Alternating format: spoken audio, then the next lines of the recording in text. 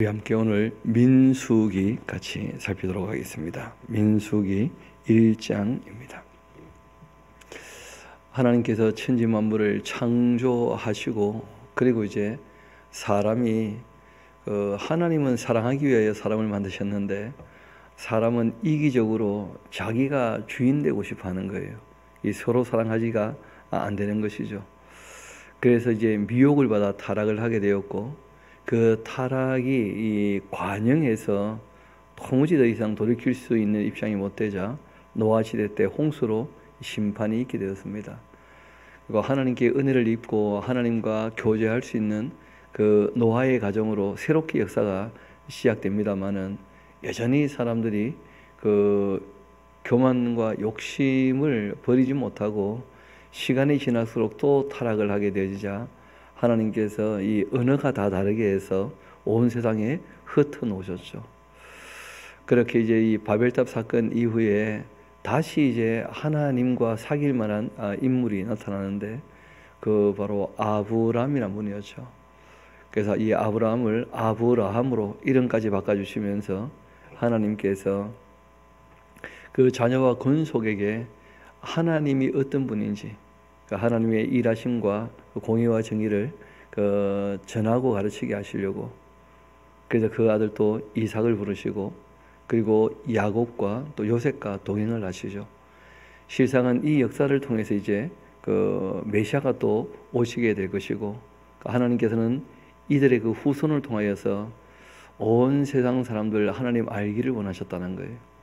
그래서 이제 가나안 땅 차지하게 하시기 전에 그 애굽에 들어가게 하셔서 충분히 준비케 하시고, 준비가 다 되자 애굽에서 그들을 불러내셨죠.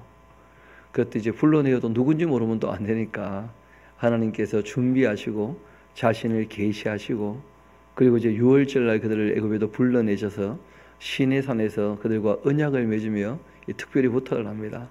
온 세계는 다 내 것인데 사람들이 다 자기가 자기 인생의 주인 되어 있어서 또 욕심을 가지고 사니까 내 말도 안 듣고 자기들 욕심대로 산다는 거죠. 그래서 너희들만큼은 애굽에서 노예로 살다가 죽을 것들이었기 때문에 내 말을 좀 잘 듣고 지켜줘서 하나님의 소유로 제사장 나라 역할을 좀 잘 감당해다오. 그렇게 하시고는 하나님께서 거룩한 백성으로 살아야지 다른 사람들이 또 너희들 말에 귀를 기울일 테니까 내가 거룩하게 사는 법을 알려주마 하고 이제 말씀하실 때 이스라엘 백성이 그렇게 하겠노라고 약속을 했죠. 그래서 이제 십계명도 주시고 또 하나님 함께 하시는 것을 그들 수준에서 늘 확인하고 경험해야 되니까 하나님께서 성막을 짓게 하시고, 그리고 이제 그 과정 가운데에서 레위기라고 하는 율법, 실제로는 약속이고 은혜의 말씀이고 복된 말씀이죠. 사람이 어떻게 이 땅에 살까 하는 가장 기본적인 말씀을 하신 거예요. 최소한 이 정도는 해야 된다 하고 이제 말씀하신 것이 신앙에 대한 윤리였고, 그리고 또 생명에 대한 윤리였고, 그리고 이 가정에 대한 윤리였고, 그리고 사회에 대한 윤리를 쭉 말씀하셨다는 레위기를 우리가 지난 시간 다 살펴보았었습니다. 하나님 계신 게 정말 믿어진다면 그분을 경외하는 마음으로 그분 앞에 나와서 정말 그분의 음성을 듣고 사랑하기 때문에 그 말씀에 순종하도록, 그리고 사람 자체를 우리가 늘 존중해야 되니까 건강이나 위생이나 또 온유한 자세로 대하도록, 그리고 가정은 하나님이 세우신 제일 첫 번째 사랑을 배우는 기간이거든요. 사랑은 혼자 되는 게 아니니까 서로 사랑하는 것이니까. 그래서 겸손해야 대화가 이루어지고, 또 이 죄를 지은 세상에서 우리가 살기 때문에 질서가 세워지지 않으면 다툼만 일어나죠. 그래서 참된 평화를 누리게 하시려고 그 가정의 질서를 세워서 아내의 순종과 남편의 책임으로 사랑을 이제 배울 수 있는 가장 기본적인 틀을 말씀을 하신 거죠. 그리고 사회 윤리를 말씀하시면서 더불어 살아갈 때 약자가 늘 있으니까 긍휼과 자비를 베풀되, 그러나 가장 기본은 공평이 끼어지면 평화가 끼어지는 것이죠. 원래 이 율법이라는 것 자체가 생명을 얻고 평화를 얻게 하기 위한 법이었거든요. 정의와 공의가 살아있어야 평화를 누릴 수 있고 그리고 모든 먹을 양식들을 얻을 수 있다는 거예요. 삶이 보장되지 않으면 평화를 누릴 수 없는 것이고 공평이 끼어지면 모든 화평은 끼어지는 것이니까 그래서 이 땅에서 너희들이 정말 이 복받는 방법이 무엇인지 내가 알려주마 하고 다 말씀하신 연후에 그 복을 받지 못하면 그 자체가 뭐가 되느냐면 저주가 되고 말아요. 저주를 하시는 게 전혀 목적도 아닐 뿐더러 원래 악을 제거하는 것 때문에 이제 벌을 말씀하신 거거든요. 악을 제거하시려고. 그런데 이제 이스라엘 나라 역사를 보면 참 안타깝게도 그 잔소리처럼 하셨던 그 저주의 말씀이 예언처럼 이루어지는 그 안타까운 모습도 보게 되는 것이죠. 여하튼 그런 과정을 통해서 이제 이 그 시내산에서 한 1년쯤 머물게 되어졌는데 이제 그 1년쯤 머물게 되었던 그 내용들 중에서 그 워낙 많은 사람이니까 제일 먼저는 뭐부터 하느냐 하면 이 많은 사람이 함께 이동을 해야 되면 그 조직을 좀 갖춰야 돼요. 그래서 제일 먼저는 사람의 숫자부터 먼저 다 파악을 하고 그리고 이제 행진과 행군을 위해서 그 대열을 다 갖추는 것이죠. 그 대열을 다 갖추고 또 함께 이 움직이려면 서로 의심하면 되지 않으니까 그 의심을 다 풀 수 있도록 그렇게 하나님께서 제도를 하나 만드시고 그리고 이제 하나님 정말 그들에게 원하시는 바가 있었다는 거예요. 자신들을 하나님께 드릴 때 하나님이 주인 되실 때 하나님이 원하시는 바가 실제로 이루어지기도 하는데 그것이 무엇이냐면 그 민수기를 통하여 제사장들에게 주신 축복 기도문이에요. 이렇게 백성들에게 늘 복을 빌 때 무엇을 가지고 복을 비느냐면 하나님께서 무엇을 원하고 있는지를 알려주라는 거예요. 그 내용들이 이제 같이 오늘 한번 살펴보게 될 터인데 민수기 1장 1절부터 보면 그 내용이 까다롭거나 어려운 것은 전혀 없습니다. 1장 민수기입니다. 제목이 조금 어려우니까 우리가 부제를 하나 달면 좋을 것 같아요. 민수기 하면 우리나라는 민수기 말고도 또 있죠. 명수기, 뭐 정수기 항상 뭐 이 사람들 나오고 하는데 그 넘버스 숫자들 뭐 백성의 숫자를 헤아렸다. 또는 뭐 이 원문을 보게 되지만 광야에서 빼미르빠르 광야에서 뭘 했는가 뭐 이런 것인데요. 실제로는 광야, 훈련, 일지 이렇게 적어놓으면 좀 더 도움이 되지 않겠나 싶어요. 하나님께서 제사장 나라의 역할을 감당하게 하시기 위해서 그 이스라엘 백성들을 광야에서 훈련시키시는 그 과정입니다. 그 훈련을 통하여 어느 정도 수준에 이르지 못하면 그 일을 맡길 수가 없는 것이니까 그래서 이 광야의 훈련을 통해서 하나님께서 그 어느 정도 수준에 이르기를 원하시는 것이죠. 그 훈련은 또 수준이 되면 훈련 더 이상 필요 없는 것인데 어떻게 보면 근데 수준이 안 되어서 훈련 기간이 좀 길어졌다 하는 것도 이 민수기를 통해서 우리가 배울 수 있는 것입니다. 우리 한번 1장 1절부터 읽어 나갈 텐데 그 1장 내용은 딴 게 아니고 훈련 준비하는 과정이죠. 그 백성들의 숫자가 어떻게 되는지 한번 숫자를 헤아려 보는 내용입니다. 이스라엘 자손이 애굽 땅에서 나온 후 둘째 해 둘째 달 첫째 날에 여호와께서 시내 광야 회막에서 모세에게 말씀하여 이르시되 너희는 이스라엘 자손의 모든 회중 각 남자의 수를 그들의 그 종족과 조상의 그 가문을 따라 그 명수대로 계수할지니 이스라엘 중 20살 이상으로 싸움에 나갈 만한 모든 자를 너와 아론은 그 진영별로 계수하되 각 지파의 각 조상의 가문의 그 우두머리 한 사람씩을 너희와 함께 하게 하라. 너희와 함께 이 설 사람들의 이름은 이라니 루벤 지파에서는 수데울의 아들 엘리술이고 시몬 지파에서는 수리사떼의 아들 슬루미엘이요 유다 지파에서는 암미나답의 아들 나손이요 이스라엘 지파에서는 수알의 아들 니다넬이요 스불론 지파에서는 헬론의 아들 엘리압이요 요셉의 자손들 중 에브라임 지파에서는 암미요스의 아들 엘리사마요 므나세 지파에서는 브다술의 아들 가마리엘이요 베냐민 지파에서는 기드온의 그 아들 아비단이요 단 지파에서는 암미사떼의 아들 아히에셀이요 아셀 지파에서는 그 오그란의 아들 바기엘이요 갓 지파에서는 두루엘의 아들 이 엘리아삽이요 납달리 지파에서는 에난의 아들 아이라이니라 그렇게 하시고 그들은 회중에서 부르심을 받은 자요 그 조상 지파의 지휘관으로서 이스라엘 종족들의 우두머리라.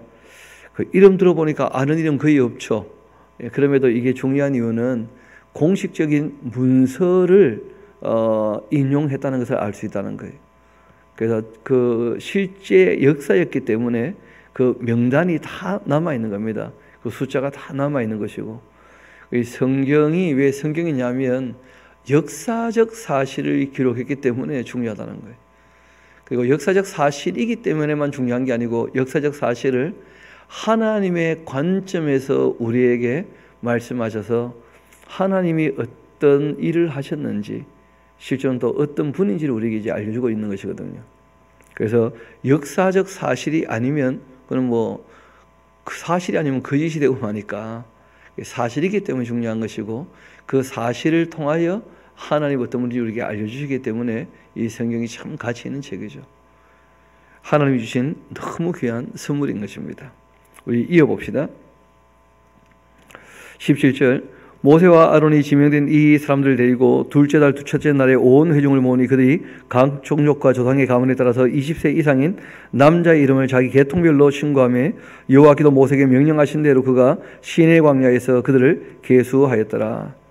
이스라엘 장자 루벤의 아들들에게서 난 자를 그들의 그 종족과 조상의 가문에 따라 20세 이상으로 싸움에 나갈 만한 각 남자를 그 명수로 다 계수해 봤더니 루벤 지파에서 계수된 자는 46,500명 이 시몬 아들에게서 난 자를 그들의 그 종족을 따라 조상의 가문을 따라서 20세 이상으로 싸움에 나갈 만한 각 남자를 그 명수로 다 계수해 봤더니 시몬 지파에서는 계수된 자가 59,300명 갓 아들들에게서는 난 자들을 그 종족과 조상의 가문을 따라 20세 이상으로 싸움에 나갈 만한 자를 그 명수대로 다 계수하니 갓 지파에서 계수된 자는 45,650명 유다 아들에게서 난 자를 그들의 그 종족과 조상의 가문을 따라 20세 이상으로 싸움에 나갈 만한 자를 그 명수대로 다 계수하니 유다 지파에서 계수된 자는 74,600명 유다 지파는 꽤 규모가 있죠. 다른 지파에 비해서. 그리고 이제 이사갈의 그 아들들에게서 난 자를 그들의 그 종족과 조상의 가문을 따라 20세 이상으로 싸움에 나갈 만한 자를 그 명수로 다 계수하니 이사갈 지파에서 계수한 자는 54,400명 스불론 아들에게서 난 자를 그들의 그 종족과 조상의 가문을 따라 20세 이상으로 싸움에 나갈 만한 자를 그 명수로 다 계수하니 스불론 지파에서 계수된 자는 57,400명 요셉의 아들 에브라임의 아들에게서 난 자를 그들의 종족과 조상의 가문을 따라 20세 이상으로 싸움에 나갈 만한 자를 그 명수대로 다 계수해 봤더니 에브라임 지파에서 계수된 자는 45,000명 므낫세 아들에게서 난 자를 그들의 그 종족과 조상의 가문을 따라 20세 이상으로 싸움에 나갈 만한 자를 그 명수대로 다 계수했더니 므낫세 지파에서 계수된 자는 42,200명 요셉은 두 지파를 합쳐야 요셉 지파가 되는 거죠. 그렇죠? 그 지파도 보면 한 7만 명 조금 넘는 것을 알 수 있습니다. 36절입니다. 이 베냐민 아들에게서 난 자를 그들의 그 종족과 조상의 가문을 따라 20세 이상으로 싸움에 나갈 만한 자를 그 명수로 다 계수하니 베냐민 지파에서 계수된 자는 45,400명이었더라. 단의 아들에게서 난 자를 그들의 그 종족과 조상의 가문을 따라 20세 이상으로 싸움에 나갈 만한 자를 그 명수로 다 계수하니 단 지파에서 이 계수된 자는 62,700명이었더라. 이 아세의 아들에게서 난 자를 그들의 그 종족과 조상의 가문을 따라 20세 이상으로 싸움에 나갈 만한 자를 그 명수로 다 계수하니 아델 지파에서 계수된 자는 41,500명이었더라. 납달리 아들에게서 난 자를 그들의 그 종족과 조상의 그 가문을 따라 20세 이상으로 싸움에 나갈 만한 자를 그 명수로 다 계수하니 납달리 지파에서 계수된 자는 53,400명이었더라. 이 계수함을 받은 자는 모세와 아론과 각기 이스라엘 조상의 가문을 대표한 12지휘관이 계수하였더라. 이같이 이스라엘 자손이 그 조상의 가문을 따라서 20세 이상으로 싸움에 나갈 만한 이스라엘 자손을 다 계수해야 되는데 계수된 자의 총계가 60만 한 3,550명쯤 되었다는 거예요. 그러니까 20살 이상이니까 남자만 그러니까 여기다가 곱하기 2를 해야 돼요. 왜냐하면 여자도 수가 그 못지 않겠죠. 많으면 많지 여자가 남자보다 적었던 적은 없습니다. 왜냐하면 보통 남자들은 싸움에 나가서 뭐 죽거나 밖에서 일하다가 죽고 그렇기 때문에 항상 인류 역사를 보면 여성들이 조금 더 오래 살고 평균 연령도 오래하고 숫자도 항상 조금 더 많아요.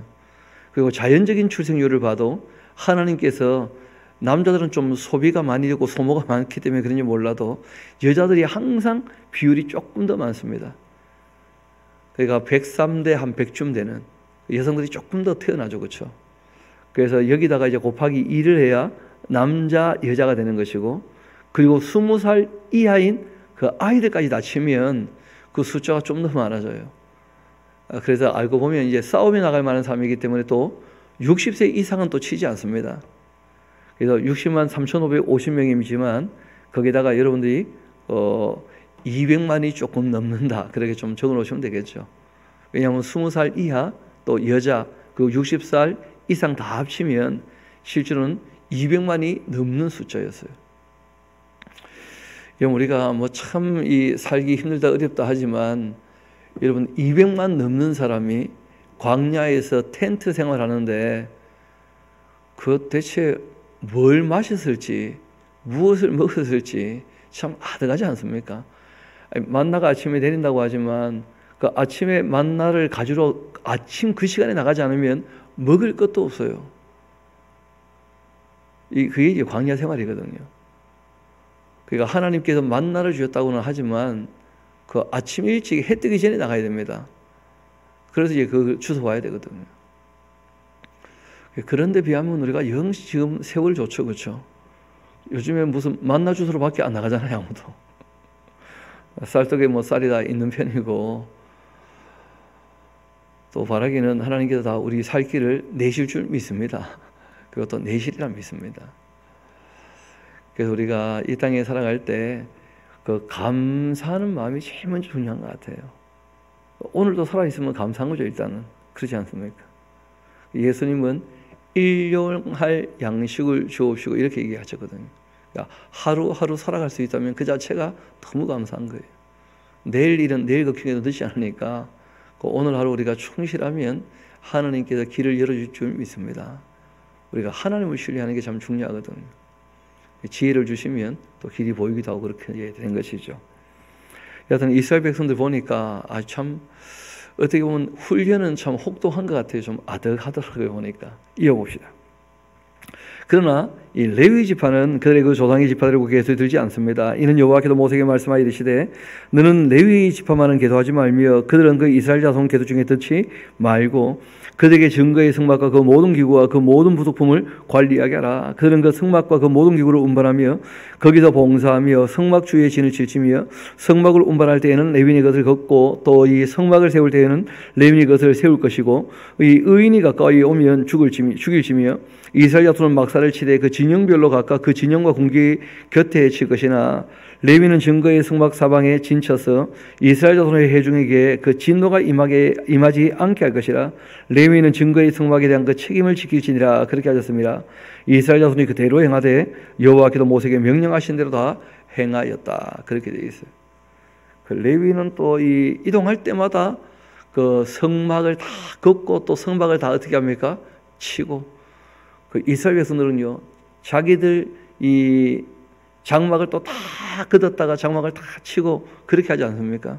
또 이것이 뭐 요즘처럼 그렇게 일반 텐트도 아닌데, 오늘 아침에 제가 예배당 와서 불 켜면서 너무 감사하더라고요. 이거 다시 세우지도 않고 불만 켜면 되니까 스위치 몇 개만 누르면 뭐 다 그냥 세팅이 되는 거예요. 얼마나 수월하고 좋은지 뭐 너무 감사하더라고. 게다가 뭐 모래바람 몰아치는 것도 아니고 찬바람 부는 것도 아니고 여기만 들어오니까 뭐 너무 아늑하고 좋은 거예요. 참 감사하다 그런 생각 들더라고요. 이어봅시다. 2장. 이렇게 여호와께서 모세와 아론에게 말씀하여 이르시되 이스라엘 자손은 그 각각 자기의 진영의 그 군기와 자기의 조상의 그 가문의 기호의 곁에 진을 치되 회막을 향하여 사방으로 쳐라. 그래서 이제 이렇게 사람 숫자가 다 파악되었으니까 그 사람 숫자를 그 동서남북 4개 방향이지 않습니까? 이 회막을 중심으로 딱 놓고 보면, 그래서 동서남북 4개 방향으로 3지파씩 이제 나누어서 그 하나님을 중심으로 이제 이스라엘 백성들이 진영을 딱 나누는 그 내용을 또 말씀을 하십니다. 우리 한번 봅시다.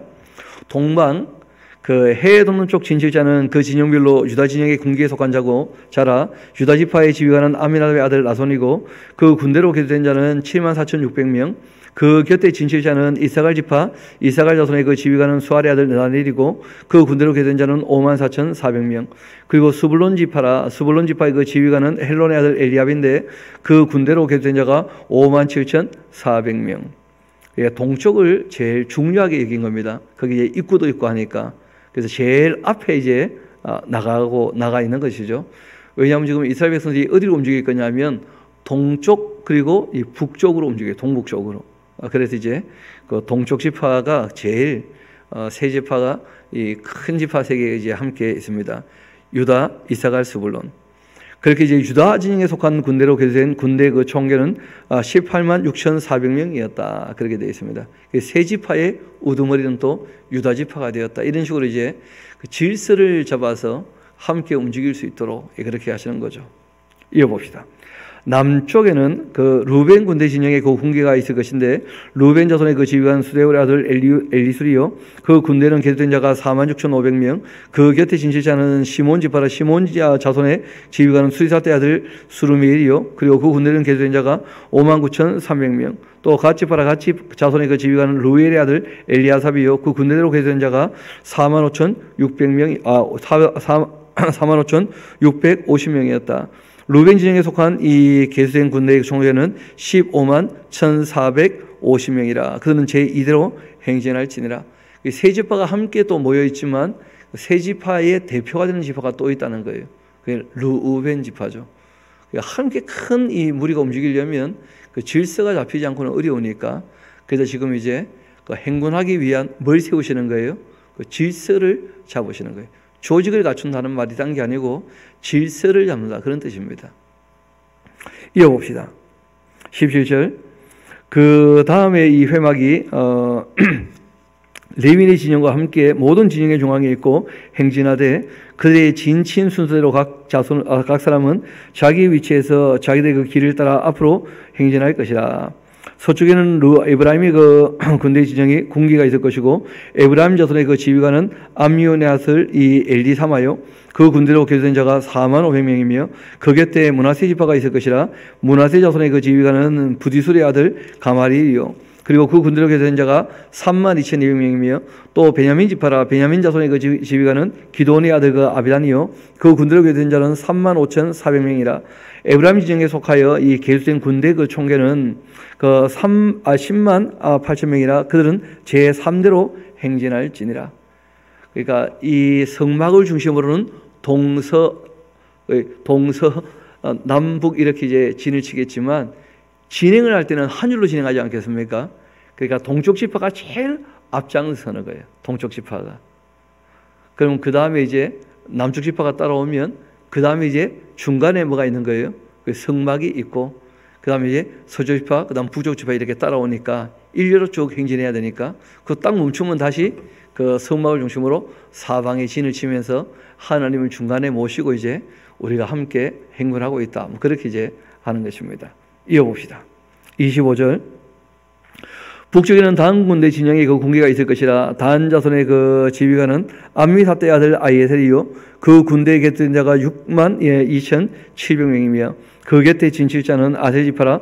아셀 자손의 지휘관은 그 오그란의 아들 바기엘이요 또 그 군대로 곁에 자가 4만 1,500명이며 또 납달리 지파라. 납달리 자손의 그 지휘관은 에난의 아들 그 아이라요 그 군대로 곁에 자가 5만 3,400명이니 단의 진영에 속하여 개소함을 받은 이 군대의 총계는 15만 7,600명이라. 그들은 길을 따라 후대로 행진할지니라. 그렇게 말씀하셨습니다. 그러니까 제일 앞에 있는 진영하고 제일 뒤에 있는 진영하고 그 어쩔 수 없이 군대가 제일 많아야 되겠죠, 그렇죠? 왜냐하면 무슨 일이 벌어지면 제일 먼저 이제 문제가 생길 수 있으니까. 그래서 제일 앞에 진영은 18만 정도, 그 다음에 제일 뒤에 있는 진영은 15만 정도 그렇게 되어 있습니다. 이어봅시다. 이 상은 이스라엘 자손이 그 조상의 가문을 따라서 계수된 자니 모든 진영의 그 군인 곧 이 계수된 자의 총계는 60만 3,550명이었다. 뭐 1장의 내용하고 똑같죠, 그렇죠? 숫자를 헤아리고 진영을 나누고 다시 한번 헤아려 봤는데 숫자는 똑같았습니다. 레위는 이스라엘 자손과 함께 계수되지 아니했는데 여호와께서 모세에게 명령하신가 같았습니다. 이스라엘 자손이 그 여호와께서 모세에게 명령하신 대로 다 준행하여 각기 이 종족과 조상의 가문을 따르며 그 자신들의 그 길을 따라서 진치기도 하고 행진하기도 하였습니다. 이렇게 이제 12지파를 다 얘기하고 난 다음에 또 중심에서 하나님을 모셔야 되는 레위 지파 이야기는 다시 이제 조금 상세히 또 기록하고 있습니다. 그래서 우리 3장 같이 한번 봅시다. 여호와께서 시내 산에 모세에게 말씀하실 때 아론과 모세가 낳은 자가 이라다. 아론의 아들의 이름은 이라니 장자는 나답이요 다음은 아비후와 엘리야살과 이다말이니 이는 아론의 아들의 그 이름이며 그들은 그 기름 부음을 받고 거룩하게 구별되어서 제장 기분을 위임받은 제사장들이었다. 레위기 8장 9장 기억나시죠? 아론의 그 아들들과 아론에게 기름 부어 뭐로 삼은 거예요? 제사장으로. 그렇게 이제 위임받은 사람들 이야기를 합니다. 나답과 아비후는 시내 광야에서 여호와 앞에서 다른 불을 들이다가 여호와 앞에서 죽었던 레위기 10장 기억나시죠? 다른 불 갖고 왔다가 죽었던 그 자식이 없었으며 이 엘리야살과 이제 이다말이 그 아버지 아론 앞에서 제사장의 직분을 행하게 되었다. 여호와께서도 모세에게 말씀하여 이르시되 레위 지파는 나가서 제사장 아론 앞에서 그에게 시종하게 하라. 그들이 회막 앞에서 이 아론의 직무와 온 회중의 그 직무를 위하여 회막에서 심하되 곧 회막의 모든 기구를 맡아 지키며 이스라엘 자손의 그 직무를 위하여 성막에서 심할지니 너는 레위인을 아론과 그 아들에게 맡기라. 그들은 이스라엘 자손 중에서 아론에게 온전히 맡겨진 자들이니라. 너는 이 아론과 그 아들을 세워 제사장 그 직무를 행하게 하라. 외인이 가까이 하면 죽임을 당할 것이니라. 여호와께서 모세에게 말씀하여 이르시되 보라 내가 이스라엘 자손 중에서 레위인을 택해서 이스라엘 자손 중에 태를 열어 태어난 모든 맏아들 대신하게 하였은즉 레위인은 내 것이다. 그러니까 원래는 첫 것을 누구한테 드리는 겁니까? 하나님께. 그는 이런 개념입니다. 할아버지가 그 아이들에게 뭐 맛있는 이 과일이나 이런 걸 갖고 와서 얘들아 너희들 먹어라 하고 주시면 그러면 제일 좋은 거 딱 골라가지고 그 철 있는 애들이라면 어떻게 합니까? 그 딱 가서 할아버지 먼저 드세요 합니까 안 합니까? 그런 거 하죠. 실제로는 다 누가 주신 거예요? 할아버지가 주신 건데 그런데 그 첫 것을 할아버지께 드릴 때 그 할아버지가 그걸 보고 어떻게 하신다는 거예요? 기뻐하신다는 거예요. 그 첫 것 안 줘도 할아버지 얼마든지 사 먹을 수 있습니다. 돈 많아서. 맞아요. 그런데 할아버지에게 기쁨이 되는 것은 그 아이가 할아버지께 드리는 가장 처음 것, 가장 본인들이 보기에 제일 좋은 것, 이것이 이제 서로의 기쁨이 되는 것이죠. 할아버지도 그거 기분 좋아서 다음에 또 올 때 또 사오시는 거예요. 또 그런 것처럼 하나님께 모든 이 사람들에게 좋은 걸 주셨는데 그 사람들이 거기에서 제일 첫 것을 하나님께 드립니다. 그러니까 억지로 드리면 또 안 됩니다. 감사하는 마음으로 너무 고마워서 그때 이제 기쁨이 있는 것이거든요. 자원할 때 하나님은 억지로 뭐 아무 의미 없습니다. 자원해서 기뻐할 때 그것이 하나님께도 기쁨이 되는 거예요. 그렇게 이제 하나님과의 관계를 맺어가는 것인데 그래서 하나님께서 첫 것 그 장자는 다 누구 거라는 거예요? 내 거라는 거예요. 그런데 각 이 집안마다 장자가 다 나와서 하나님이 섬기기에는 너무 복잡하지 않습니까? 그래서 하나님께서 일부러 레위 지파를 이 장자들하고 맞바꿔서 레위 지파를 하나님의 장자로. 그러니까 의외로 장자가 많죠. 유다 지파도 장자 노릇 하고 앉았고 요셉 지파는 또 진짜 장자가 돼가서 두 몫을 받았고 또 하나님은 레위 지파를 이제 장자 대신 나한테 바쳐라 이렇게 하셔요. 아마 레위 지파 그 이름이 뜻이 좋은 것 같아요. 보니까 그 이름이 뭐냐면 연합이란다. 연합. 레위 하나님과 연합이다. 참 이름 좋죠. 유다 지파도 이름이 참 괜찮습니다. 유다 하는 말은 찬양이란 뜻이에요. 찬양. 요셉 지파는 왜 또 한 지파를 더 줬는지는 모르겠는데 두 지파가 됐는데 그 이름이 또 그래요.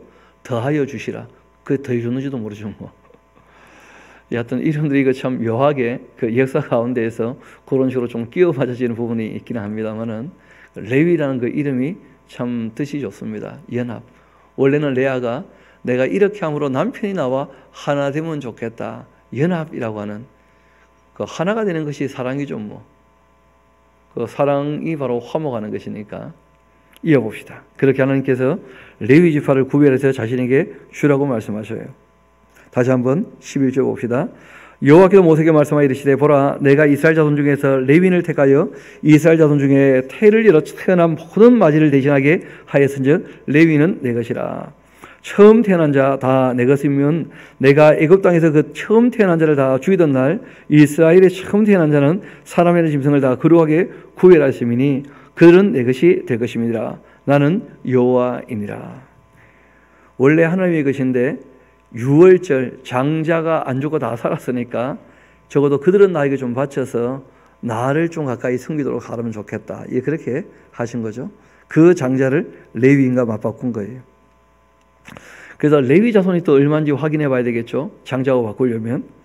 여호와께서 시내 왕에서 모세에게 말씀하여 이르시되 레위 자손은 그들의 그 조상의 가문과 종족을 따라 계수하되 1개월 이상 된 남자를 다 계수하라. 모세가 여호와의 말씀을 따라서 그 명령대 하신 대로 다 계수했는데 레위 아들의 이름은 이라니 게르손과 고핫과 무라리요 게르손의 아들의 이름은 그들의 종족대로 이라니 림리와 시므이요 고핫의 아들은 그 종족대로 이라니 아므람과 이스라엘과 헤브론과 우시엘이요 무라리의 아들은 그 종족대로 다 계수해보니 말리와 그 무시이니 이는 그 종족대로 레위인의 조상의 그 가문들이다. 게르손에게서는 림리 종족과 시므이 종족이 났으니 그리고 게르손 조상의 그 가문들이라. 게르손 자 곧 이 1개월 이상 된 남자의 수요 합계는 7,500명이었다. 게르손 종족들은 그 성막뒤 곧 이 서쪽에 진을 칠 것이고 라헬의 아들 이 엘리아삽은 게르손 사람이 그 조상의 그 가문의 지휘관이 될 것이며 게르손 자손의 그 회막에서 맡은 일은 성막과 장막과 그 덮개와 회막 휘장문과 그리고 이제 그 뜰의 휘장과 또 성막과 제단 사방에 있는 뜰의 휘장문과 그 모든 것을 줄들 이제 이런 것들 계속 이제 성막을 옮겨야 되니까 이런 성막을 이제 나르는 그런 일을 맡깁니다. 그리고 고핫에게서는 그 아므람 종족과 이스라엘 종족과 헤브론 종족과 우시엘 종족이 났으니 이들이 곧 이 고핫 종족들이라. 계선자로서는 출생된 후 1개월 이상 된 남자는 모두 8,600명인데 성소를 맡을 것이고 고핫 자손의 종족들은 성막 남쪽에 진을 칠 것이고 우시엘의 아들이 엘리사바는 그 고핫 자손의 종족과 조상의 그 가문의 지휘관이 될 것이며 그들이 맡을 것은 증거계와 또 상과 등잔대와 제단과 성소에서 봉사에 쓰는 기구들과 휘장과 또 그에 쓰는 모든 것이며 제사장 그 아론의 아들 엘리아살은 레위인의 그 지휘관들의 어른이 되고 또 성소를 맡은 자들을 통할할 것이니라. 무라리에게서는 그 말리 종족과 또 이 무시 종족이 났는데 이들은 곧 무라리 종족들이라. 그 계도된 자 곧 이 1개월 이상 된 남자는 모두 6,200명이었다. 이 아비아일의 아들 이 수레엘은 무라리 종족과 조상의 그 가문의 지휘관이 될 것이고 이 종족은 성막 북쪽에 진칠 것이며 무라리 자손이 그 맡은 것은 성막의 널판과 그 띠와 그 기둥과 그 받침과 그 모든 기구와 그것에 쓰는 모든 것이며 뜰 사방 기둥과 또 그 받침과 그 말뚝과 그 줄들이니라. 성막 앞 동쪽 이 회막 앞 해돋는 쪽에는 모세와 아론과 아론의 아들의 신을 치고 이스라엘 자손의 그 직무를 위하여 성소의 직무를 수행할 것이며 외인이 가까이 하면 죽일지니라. 이 모세와 아론이 여호와의 명령을 따라 레위인의 각 종족대로 계된 자 1개월 이상 된 남자는 모두 22,000명이었다. 여러분 이 숫자를 보면 참 특이한 것이 다른 지파는 20살 이상을 헤아렸잖아요. 다른 지파 20살 이상을 헤아릴 때 영 못해도 4만은 넘었고요. 맞습니까? 그리고 좀 많은 지파는 7만 명도 넘었지 않습니까? 그런데 이 레위 지파를 보면 1개월 이상 된 남자를 헤아렸는데도 2만 명 조금 넘는 거예요. 그러니까 이 모든 지파 중에 제일 작은 지파가 누구였다는 거예요? 레위 지파였다는 거예요. 그 보통 지파의 그 반도 안 됩니다. 한 3분의 1 될까 말까 하는 너무 왜소한 지파였어요. 그게 하나님께서 너무 작아서 오히려 불러 세우셨는가 그런 생각이 들 정도로 그런 지파가 이 레위 지파입니다. 그 1개월 이상 된 남자는 22,000명. 그 숫자가 굉장히 작죠. 그렇죠? 이어봅시다. 40절 여호와께서 또 모세에게 이르시되 이스라엘 자손의 그 처음 태어난 남자를 1개월 이상으로 다 계수하여 그 명수를 기록을 해라. 장자고 바꿔야 되니까요. 나는 여호와라. 이스라엘 자손 중 모든 처음 태어난 자 대신에 레위인을 내게로 돌리고 또 이스라엘 자손의 가족 중 모든 처음 태어난 것 대신에 레위인의 가축을 내게 돌리라. 모세가 여호와께서 자기에게 명령하신 대로 이스라엘 자손 중 모든 처음 태어난 자를 다 계수했더니 1개월 이상으로 계수된 처음 태어난 남자의 총계는 22,273명이었다. 우리가 조금 염두에 둘 것이 있는데 그 60만 3,550명이잖아요. 그렇죠? 이스라엘 백성들의 그 총계가 그러면 그 평균적으로 그 10형제라고 했을 때에도 한 가정에 그러면 10분의 1은 장자이지 않겠어요? 10형제 중에 첫째는 한 명일 테니까. 그러면 60만 중에 10분의 1이면 6만은 넘어야 되지 않습니까? 근데 여기 보면 숫자가 굉장히 적죠. 2만 조금 넘으니까요. 이 말을 우리가 어떻게 볼 수 있을지 조금 생각해 봐야 돼요. 바꿔 말해서 바로가 아이를 죽이라고 할 때 장자들이 특별히 많이 죽었을 가능성이 있습니다. 그렇지 않습니까? 아니면 이스라엘 백성들이 적어도 한 가정에 10명이 아니고 수명 넘게 진짜 자녀를 많이 낳았던 거예요. 어떻게 보면 장자가 30분의 1밖에 안 되는 것이니까 60만 중에서 2만이니까 그렇지 않습니까? 그러면 이대로만 본다면 적어도 한 가정에 아이들이 한 집안의 아들들이 30명쯤 되는 거예요. 굉장히 많은 거죠. 그래서 아마 두 개가 다 섞여 있지 않겠나 싶어요. 그러니까 워낙 출산을 많이 했을 뿐더러 한 가정에 적어도 10명 훨씬 넘게 낳았을 겁니다. 그 당시에는. 그렇게 낳았을 뿐더러 또 이 바로가 아이를 죽일 때 특별히 첫째 아이들은 많이 죽었을 가능성이 있습니다. 초에는 뭘 모르고 겁이 나니까 그러다가 이러면 안 되겠다 해가지고 이제 그 동생들은 또 살아남게 되는 그런 일들이 있었을 것이죠. 여하튼 보면 숫자를 보면 그런 걸 미루어 볼 수 있다는 거예요. 60만 3,550명 중에 장자가 2만이니까 굉장히 적은 숫자라는 거죠. 이어봅시다. 여호와께서 모세에게 말씀하여 이르시되 이스라엘 자손 중 모든 처음 태어난 자 대신에 레위인을 취하고 또 그들 가축 대신에 레위인의 가축을 취하라. 레위인은 내 것이라. 나는 여호와이니라. 이스라엘 자손의 처음 태어난 자가 레위인보다 273명이나 더 많았어요. 그 레위인은 조금 더 적었죠. 그래서 속전으로 한 사람이 5세겔씩 받되 성소의 세겔로 받으라. 한 세겔은 20개라니라. 그 더한 자의 속전을 아론과 그 아들에게 줄 것이니라.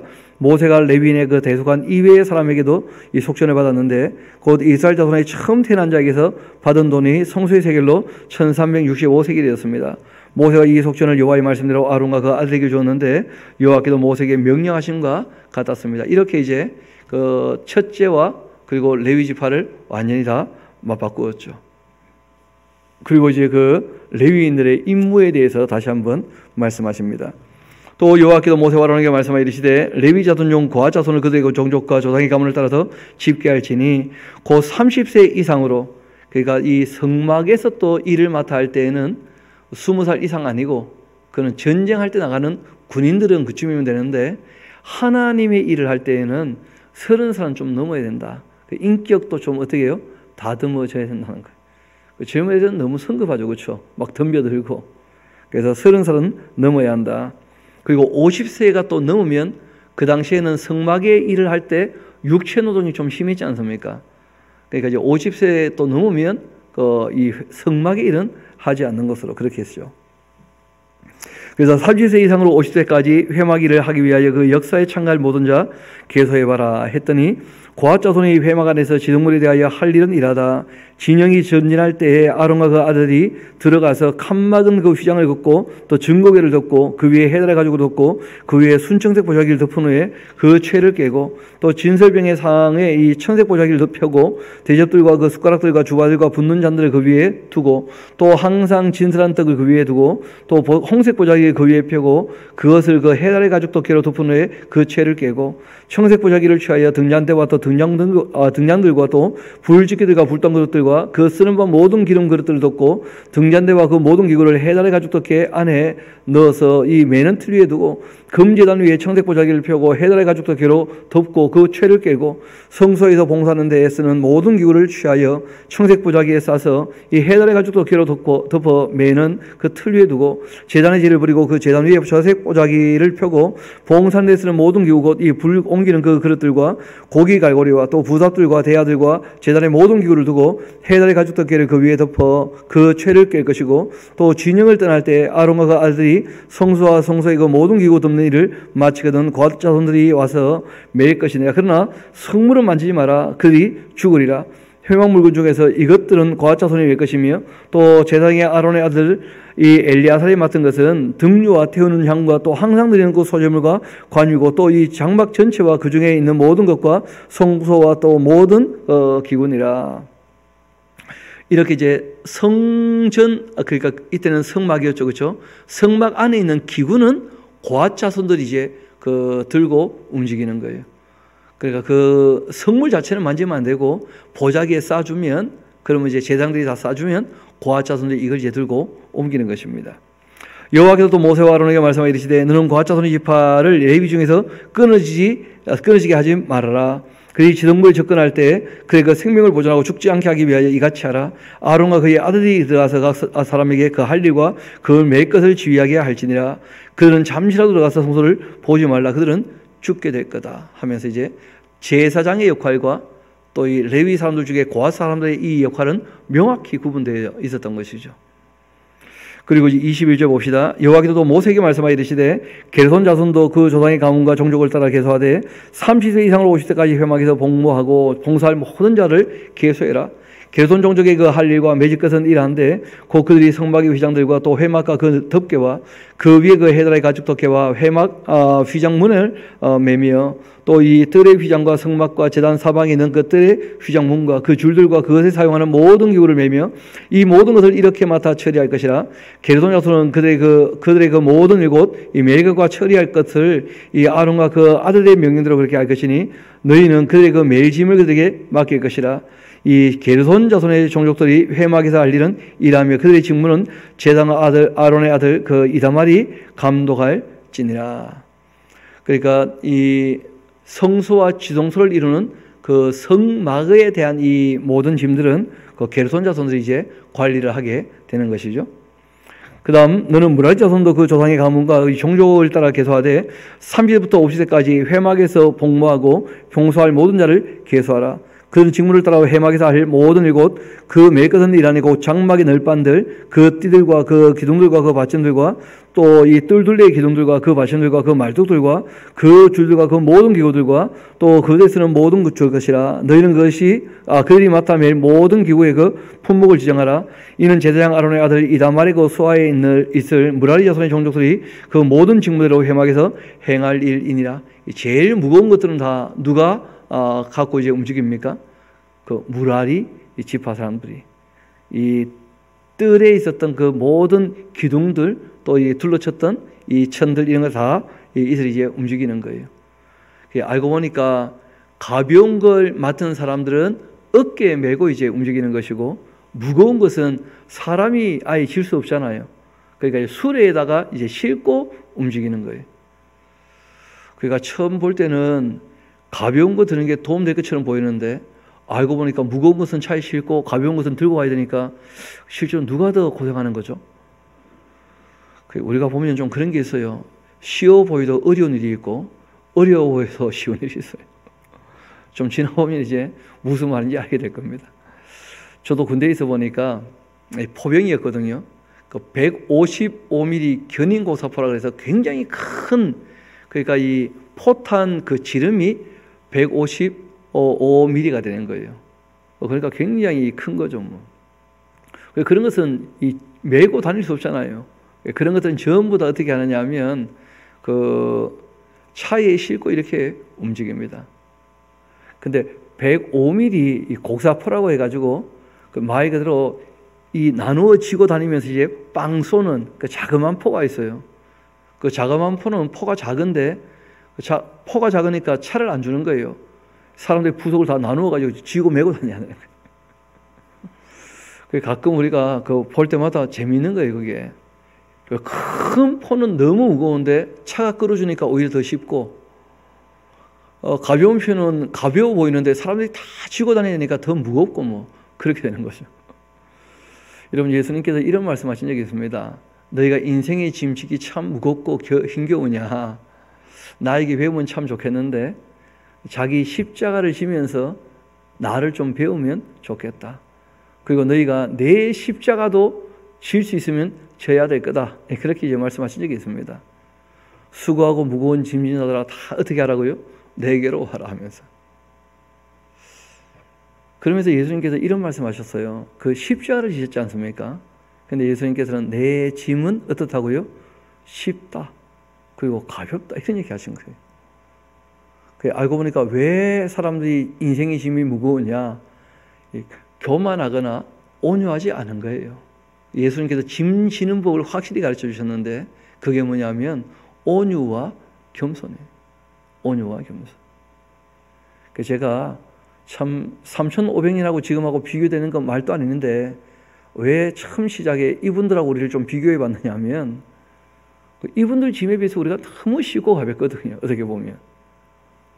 그런데 우리가 요즘에 너무 힘들다 그러니까 왜 그런가 좀 생각을 해보는 거예요. 이때는 노예로 살다가 나왔으니까 짐이 무거운데 너무 가벼운 거예요. 왜냐하면 온유하고 겸손하니까 어떻게 보면. 지금은 우리가 너무 교만해지지 않았는가. 너무 많은 것을 누리다가 뭐 좀 없어지면 아이고 내가 왜 이렇게 초라하게 되었나 그런 오해가 또 생기지 않는가 싶어요. 또 너무 많이 가다 보니까. 그래서 우리가 주님께서 말씀하신 대로 우리의 인생의 짐을 잘 질 수 있으면 좋겠습니다. 정말 내가 겸손한지 내가 온유한지. 우리가 예수님의 온유와 겸손을 닮으면 우리의 인생의 짐이 다 가벼워지게 될 줄로 믿습니다. 그렇지 않겠습니까? 우리 주님께서 부탁하시고 약속하셨거든요.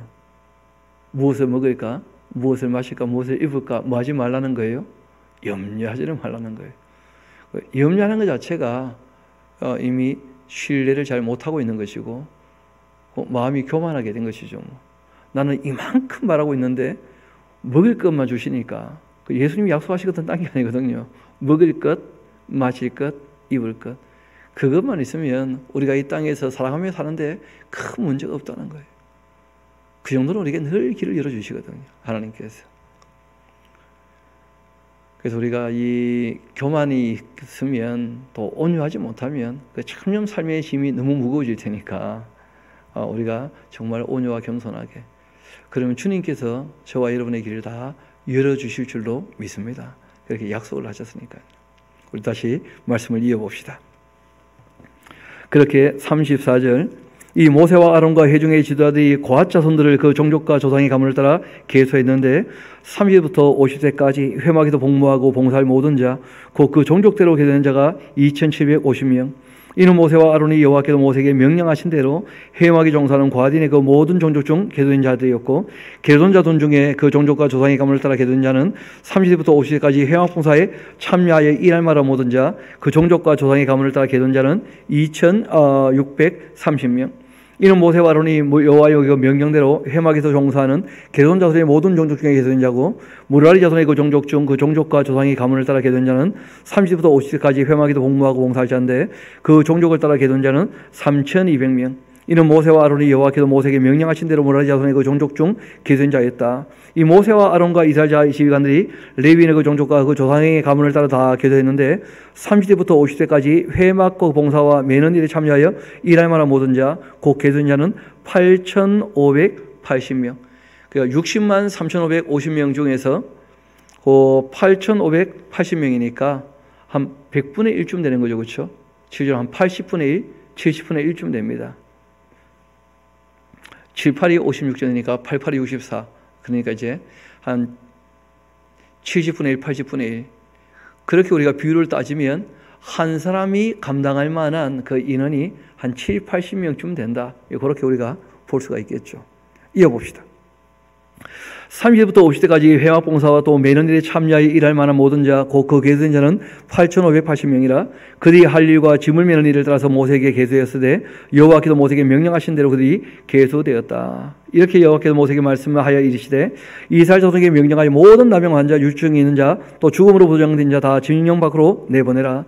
남녀를 막론하고 다 진영 밖으로 내보내어서 그들이 진영을 더럽히게 하지 말라. 내가 그 진영 가운데 거하느니라. 그렇게 하심에 이스라엘 자손이 그같이 행하여서 그들을 진영 밖으로 내보냈으니 곧 여호와께서 모세에게 이르신 대로 이스라엘 자손에게 행하였더라. 진영을 어떻게 하는 거예요? 깨끗하게. 그래서 이 나병이나 유출병이나 이 전염할 수 있는 병들이 있는 사람은 진영 밖에, 부정한 사람들은 깨끗하면 이제 들어올 수 있도록. 또 여호와께서 모세에게 이르시되 이스라엘 자손에게 이르라. 남자나 여자나 사람이 범하는 죄를 범하여 여호와께 거역함으로써 죄를 지었다면 그 지은 죄를 잡아가고 그 죄값을 온전히 갚되 5분의 1을 더해서 그가 죄 지었던 그 사람에게 돌려주어라. 그리고 만일 죗값을 받아 마는 친척이 없으면 그 죗값을 여호와께 드려 제단기로 돌릴 것이니 이는 그를 위하여 속죄할 이 속죄의 그 순양과 함께 돌릴 것이라. 이스라엘 자손이 거제로 제단기로 가져오는 모든 성물은 그의 것이 될 것이라. 각 사람이 구별한 물건은 그의 것이 되나니 누구든지 제단기에 주는 것이 그의 것이 되느니라. 그 다음에는 좀 특이한 이 법이 나오는데요. 이 법은 말 그대로 텐트 생활하고 광야 생활하니까 남자가 자기 부인에게 의심이 좀 드는 거예요. 다 마음이 들떠 있으니까. 그럴 때 이제 의심을 풀어야 함께 가니까 의심을 푸는 과정을 얘기하는 것입니다. 그 의심을 하지 말라는 것이지. 실제로 뭐 저주문을 기록했던 이 그 양피지를 물에 빨아서 그 물을 마셨다고 저주를 받느냐? 그건 모르겠어요. 그런 사건 한 번도 있지는 않았거든요. 그래서 이 내용은 말 그대로 의심을 푸는 방법이다 하는 정도로 우리가 이해하면 좋겠고, 의심이 없어야 어떻게 됩니까? 함께 할 수 있다. 신뢰해야 함께 한다. 그런 것이죠. 여호와께서 모세에게 말씀하여 이르시되 이스라엘 자손에게 말하여 그들에게 이르라. 만일 어떤 사람의 그 아내가 탈선하여 남편에게 신의를 저버렸고 한 남자가 그 여자와 동침하였으나 그 남편의 그 눈 숨겨 드러나지 아니하였고 그 여자의 들어진 일에 증인도 없고 그가 잡히지도 아니해서도 남편의 의심이 생겼다. 그렇게 되면 그 아내를 의심하였는데 그 아내가 더럽혀졌거나 또는 그 남편이 의심이 생겨 그 아내를 의심하였으나 그 아내가 더럽혀지지 아니하였든지 그 아내를 데리고 제장에게 와서 그를 위하여 보리가루 10분의 1 에바를 허물어 드리되 그것에 기름도 붓지 말고 유황도 두지 말라. 이는 의심의 소재고 또 죄악을 기억나게 하는 기억의 소재라. 그 죄를 지은 사람은 죄가 기억날 것이고 그 의심한 사람은 의심을 풀게 되는 그 과정이다. 그런 뜻입니다. 제장은 그 인을 가까이 오게 해서 여호와 앞에 세우고 턱에 이 거룩한 물을 담고 성막바닥에 그 티끌을 취하여 물을 넣고 또 여인을 여호와 앞에 세우고는 그 머리를 풀게 하고 기억나게 하는 그 소재물 곧 의심의 소재물을 그 두 손에 두고 제장은 그 저주가 되게 할 쓴물을 자기 손에 들고 여인에게 맹세하게 하여서 그에게 이르되 내가 내 남편을 두고 탈선하여 다른 남자와 동침하여 더럽힌 일이 없으면 저주가 되게 하는 이 물의 그 해독을 면할 것이다. 그러나 내가 잠깐만요. 해독을 면하면 어떻게 되는 거죠? 해독이 되어야 되겠죠. 실제로 여기는 이제 해독은 독이 해결된다는 뜻보다는 그 해로운 독이다 이런 뜻일 것 같긴 한데 여하튼 말이 조금 꼬이게 되어 있어요. 그래서 죄가 없으면 그러면 이제 독에서 해방이 되는 것이죠. 독에서. 그러나 내가 내 남편을 두고 탈선하여 몸을 더럽혀 내 남편이 아닌 사람을 동침했다면 사람과 제장이 그 여인에게 저주의 맹세를 하게 하고 그 여인에게 말할지니라. 여호와께서 내 널찍다리를 마르고 내 배가 부어서 내가 내 백성 중에 저주거리 맹세거리가 되게 하실지라. 이 저주가 되게 하는 이 물이 내 창자에 들어가서 내 배를 붓게 하고 내 널찍다리를 마르게 하리라. 그렇게 할 것이고 여인은 아멘 아멘 그렇게 해라. 제장이 저주의 말을 두루마리에 있어서 그 글자를 그 쓴물에 빨아놓고 그리고 여인에게 그 저주가 되게 하는 그 쓴물을 마시게 하시니 그 저주가 되게 하는 물이 그 속에 들어가서 쓸 거다. 제장이 먼저 그 여인의 손에서 의심의 소재물을 취하여 그 소재물을 여호와 앞에 흔들고는 제단으로 가지고 와서 제장은 그 소재물 중에서 한 움큼을 취하여 여인에게 기억나게 하는 그 소재물로 제단 위에 불사르고 그 후에 여인에게 그 물을 마시게 할지라.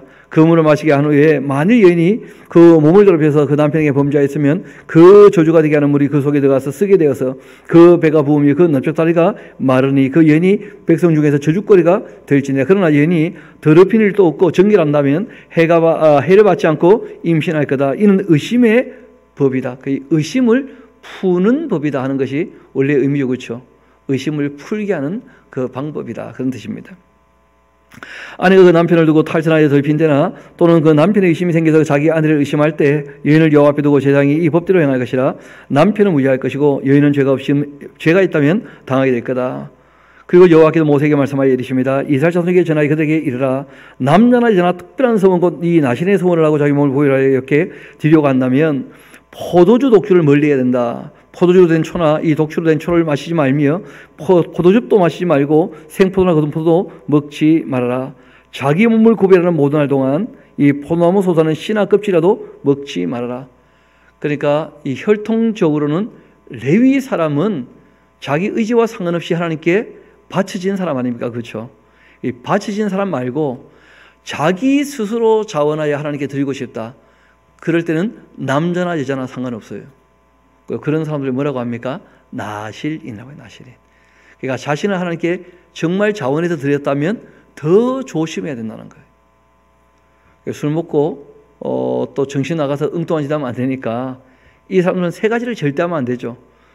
술 마시면 안 되고, 그리고 이제 시체에 손대면 안 되고, 그리고 이제 삭도를 머리에 대면 안 되고, 뭐 그런 것인데요. 이 나실인 규례 한번 봅시다. 5절 그 서원을 하고 또 구별하는 모든 날 동안 삭도를 절대로 그 머리에 대지 말 것이니라. 자기 몸을 구별하여 여호와께 드리는 날이 차기까지 그는 거룩한 즉 그 머리털을 길게 자라게 할 것이고, 자기 몸을 구별하여 여호와께 드리는 그 모든 날 동안 시체를 가까이 하지 말 것이고, 그 부모 형제 자매가 죽을 때에도 죽은 때에도 그로 말미암아 몸을 들이키지 말 것이니 이는 자기 그 몸을 구별하여 여호와께 드리는 표고 표가 그 머리에 있습니다. 자기 몸을 구별하는 모든 날 동안 그는 여호와께 거룩한 자니라. 누가 갑자기 그 곁에서 죽어서 그 스스로 구별한 자의 그 머리를 더럽히며 그 몸을 정결하게 하는 그 날 머리를 밀 것이니 곧 7째 날에 밀 것이고, 8째 날 산비둘기 2마리나 집비둘기 새끼 2마리를 가지고 이 회막문에 나와 제사장에게 줄 것이고, 제사장은 그 하나를 속죄 제물로 하나는 번제물로 드려서 그 시체로 말미암아 얻은 죄를 속하고, 또 그는 그날 그 머리를 성결하게 할 것이며, 자기 몸을 구별하여서 여호와께 드린 날을 새로 정하고 1년 된 순양을 가져다가 속건 제물로 드릴지니라. 자기 몸을 구별한 때에 그 몸을 더럽혔은즉 지나간 기간은 무효가 된다. 나실의 법은 이러하다. 자기의 몸을 구별한 날이 차면 그 사람은 회막문으로 데려가 갈 것이고, 그는 여호와께 헌물을 드리되 번제물로 1년 된 흠없는 순양 한 마리나 속죄제물로 1년 된 흠없는 어린 암양 한 마리와 또 화목제물로 흠없는 순양 한 마리와 무교병 한 강조리와 고운 가루에 기름 섞은 과자들과 기름 바른 이 무교정면들과 그 소제물과 전제물을 드릴 것이고, 제장은 그것들을 여호와 앞에 가져다가 이 속죄제와 번제로 드리고, 화목제물로 그 순양의 무교병 한 강주를 아울러 여호와께 드리고 그 소제와 전제를 드릴 것이라. 자기 몸을 구별한 나실인은 회막문에서 자기 머리털을 밀고 그것을 화목제물 밑에 있는 불에 둘지며, 자기 몸을 구별한 나실인이 그 머리털을 민 후 제장이 그 삶은 그 순양의 어깨와 강주리 가운데 무교병 하나와 무교병 하나를 취하여 나실인 두 손을 두고 여호와 앞에 여지로 흔들 것이며, 그것과 흔든 가슴과 들어 올린 뒤 넓적다리는 성물이라 다 제장에게 돌릴 것이니라. 그 후에 나실인은 이 포주를 마실 수가 있다. 이는 곧 이 선한 나실인이 자기 몸을 구별한 일로 말미암아서 여호와께 헌물을 드린가 행할 법이며, 이 외에도 힘이 미치는 대로 그렇게 하려니와 그가 서원한 대로 자기 몸을 구별하는 법을 따라 그렇게 할 것이니라. 그러니까 쉽게 말하면 내가 3년 동안은 정말 정결하게 한번 살아보겠습니다 하고 이제 하나님 앞에 자신을 드리게 되면, 그때는 그 시체 손대면 안 되고 머리털 밀지 말고 포도주 마시지 말고 정말 하나님께 드려진 사람으로 소개되어 있으니까 깨끗하게 한번 살아보라는 거예요. 그러면 하나님이 복 주신다는 거예요.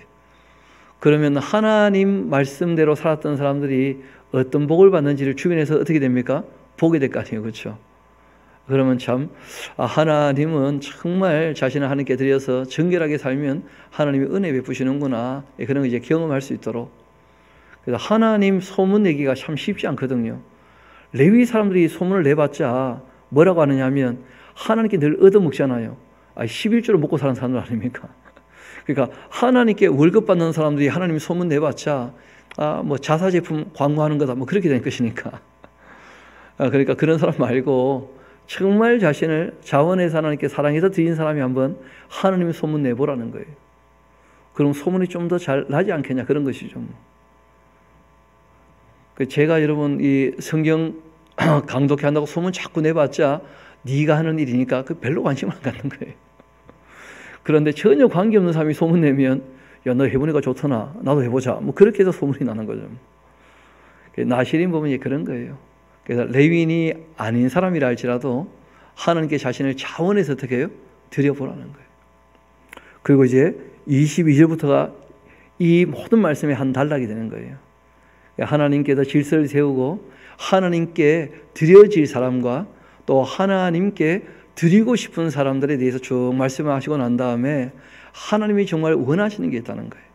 정말 이 하나님이 원하시는 대로 저와 여러분에게 이루어지기를 소망하는데요. 한번 봅시다. 여호와께도 모세에게 말씀하여 이르시되 아론과 그 아들들에게 말하여 이르라. 너희는 이스라엘 자손을 위하여 이렇게 축복하라. 여호와께서 내게 복 주시고 너를 지키시기를 원하며 여호와께서 그 얼굴을 내게 비추사 은혜 베푸시기를 원하며 여호와는 그 얼굴을 내게로 향하여 드사 평강 주시기를 원하노라. 아멘. 하나님께서 정말 이것을 원하고 계신다는 거예요. 그럴 때 우리가 하나님 앞에 가져야 되는 자세가 있겠죠.